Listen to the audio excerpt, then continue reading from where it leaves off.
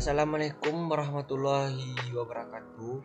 Perkenalkan, nama saya Ilham Mardani, BP 1911 000001. Di sini saya akan menerangkan PowerPoint materi pembelajaran mata kuliah perencanaan sumber daya perusahaan. Materinya yaitu tentang supply chain management. Baiklah, pertama-tama kita akan mengenal bagaimana apa itu supply chain. Supply chain adalah jaringan perusahaan-perusahaan yang secara bersama-sama bekerja untuk menciptakan dan menghantarkan sesuatu produk ke tangan pemakai terakhir. Perusahaan-perusahaan tersebut termasuk spoiler, pabrik, distributor, toko atau retail, serta perusahaan pendukung seperti jasa logistik. Selanjutnya di sini PPT ini akan menerangkan perbedaan dari supply chain dan supply chain management. Supply chain adalah jaringan antara perusahaan dan pemasok saja. Nah, itu supply chain. Kalau supply chain management adalah sebuah proses pengelolaan dari perusahaan pemasok hingga sampai ke pelanggan tersebut. Pengertian dari supply chain management menurut para ahli. Di sini ada 3 menurut para ahli, yaitu pertama Stephenson. Menurutnya supply chain management adalah sebuah koordinasi dari rantai pasokan yang sifatnya strategis dan tujuannya untuk menggabungkan antara pengaturan supply dan demand.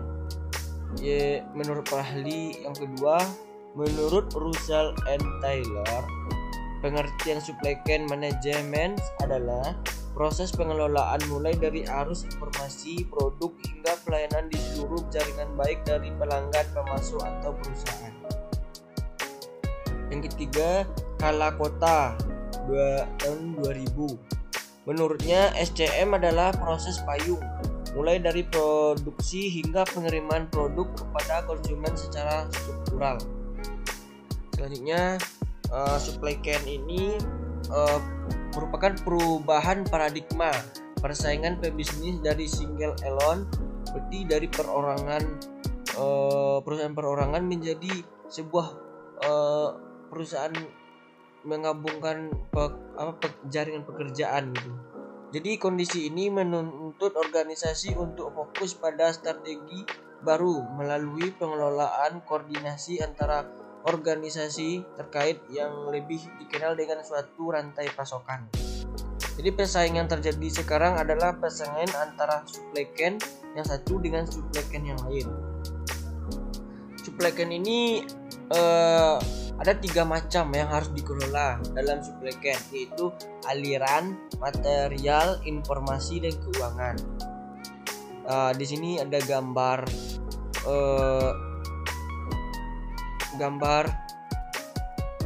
bagian supplier, manufaktur, distributor, retailer, sama software. Sampai dari pembuat sampai yang pembelinya. Jadi saya akan menerangkan sedikit bagaimana supplier ini, yaitu orang yang pemasok atau pembuat. Manufaktur ini bahan-bahan tersebut yang telah dibuat didistributorkan kepada penjual atau disebut dengan retailer. Jadi retailer ini akan di sini tempat pembelanjaan atau nanti di shopper ini tempat penjualannya. Jadi produk, information, dan finance. Kalau dari software itu produk, information, dan finance. Selanjutnya, tujuan dari supply chain memaksimalkan keseluruhan nilai. Supply chain surplus yaitu customer value sama supply chain cost. Yaitu contoh dari penjualan sebuah router diperoleh pendapatan sebesar $60 Rantai pasokan menimbulkan biaya-biaya informasi, penyimpanan, transportasi, komponen, perakitan, dan lain-lain. Keuntungan rantai pasokan sama dengan $60 dikurang jumlah biaya-biaya yang di atas. Jadi keuntungan rantai pasokan atau total laba dibagi di semua tahap rantai pasokan. Nah, selanjutnya keberhasilan diukur dari keuntungan rantai pasokan, bukan dari keuntungan pada tiap tahap individu. Pelanggan merupakan sumber pendapatan.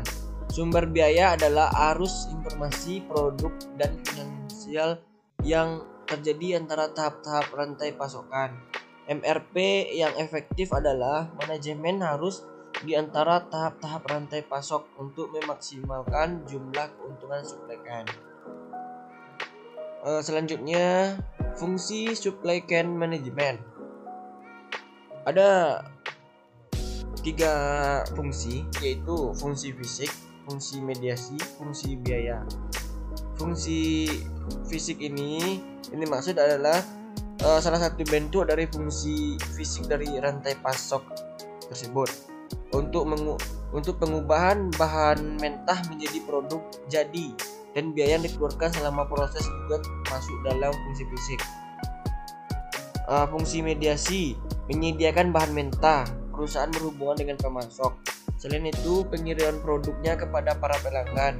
Perusahaan juga membutuhkan seseorang distributor. 2 alasan tersebut adalah gambaran dari supply chain management sebagai mediasi. Berarti antara perusahaan dan distributor. Yang ketiga yaitu fungsi biaya. Perusahaan mengaturkan jalannya rantai pasok, biaya berhubungan dengan riset pasar, desain produk, dan biaya operasionalisasi lainnya juga bisa dengan mudah dipantau dan ditinjau kembali. Komponen yang ada yaitu ada 5, yaitu perencanaan atau information. Penyusunan sebuah perencanaan bisa membantu alur SCM agar lebih efisien. Proses ini yaitu pengumpulan data apa saja berkaitan dengan supply chain. Tahap ini untuk mengurangi risiko yang akan terjadi selama proses produksi hingga pengiriman produk kepada pelanggan. Yang kedua, source and inventory. Strategi supply chain management adalah penjembatanan antara perusahaan dan pemasok untuk menghasilkan produk yang terbaik bagi pelanggan mereka. Karena perlunya adanya tindakan seleksi dan pemasok atau supplier. Sebuah company harus bisa memilih mana sourcing yang kredibel atau tidak. Yang ketiga, produksi. Untuk mengubah bahan mentah menjadi barang jadi, untuk meliputi uji coba produk hingga pengemasannya untuk meninggalkan impresi yang baik. Pemilihan bahan, kualitas bahan mentah dan kemasan layak yang ditawarkan kepada pelanggan. Transportasi dan pengiriman. Operasi yang digunakan untuk memindahkan pasokan bahan dan produk. Dalam ini, supply chain manager harus mampu mengelola jaringan distribusi dengan baik agar proses berjalan lancar. Pengembalian. Sebuah company yang harus bisa menangani komplain berupa pengembalian produk secara responsif. Sebaiknya susunan perencanaan layanan tambahan bagi pelayan yang memiliki masalah dengan produk Anda. Itu. Jadi selanjutnya contoh SCM ini di dalam perusahaan jasa. Misalkan perusahaan yang Anda jalankan menawarkan jasa layanan kesehatan seperti rumah sakit swasta. Jadi sebagai rumah sakit ini jelas produk yang ditawarkan atau yang dilayani yaitu kesehatan itu sendiri, yaitu seperti tindakan, fasilitas, penyediaan obat, bahan makanan dapur rumah sakit. Komponen perencanaan bisa berupa bagaimana keputusan perusahaan ambil terkait dengan rencana penyediaan segala layanan tersebut. Beberapa referensinya adalah apakah Anda berencana menyediakan layanan secara langsung di lokasi rumah sakit atau menggunakan metode end-to-end. Kedua, source and inventory yang berhubungan adalah bagaimana rumah sakit Anda mencari pemasok obat yang kredibel. Penyediaan ambulans sebagai contoh transportasi. Jadi saya akan menerangkan sedikit contoh dari perusahaan jasa rumah sakit tersebut. Bagaimana tindakan perawatnya melayani pasien, fasilitas rawat inap, fasilitas yang penunjang sebagai bagaimana kenyamanan bagi para rawat atau pasien sehingga nyaman. Penyediaan obat sama bahan makanan dapur rumah sakit. Di sini rumah sakit dapat mencari pemasok obat yang kredibel. Ini yang dimaksud yaitu ada apakah Anda berencana menyediakan layanan secara langsung di lokasi rumah sakit atau menggunakan metode online? Di sini ada layanan rumah sakit dan ada juga apakah kita pengen menggunakan layanan rumah sakit secara offline, yaitu seperti tanggapan darurat, seperti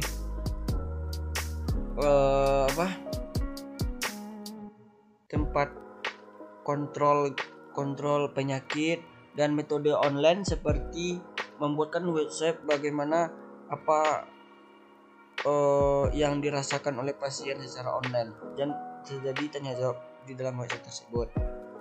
Baiklah itulah yang dapat saya sampaikan. Lebih dan kurang mohon maaf tentang materi supply chain management pada mata kuliah perencanaan sumber daya perusahaan. Baiklah, assalamualaikum warahmatullahi wabarakatuh.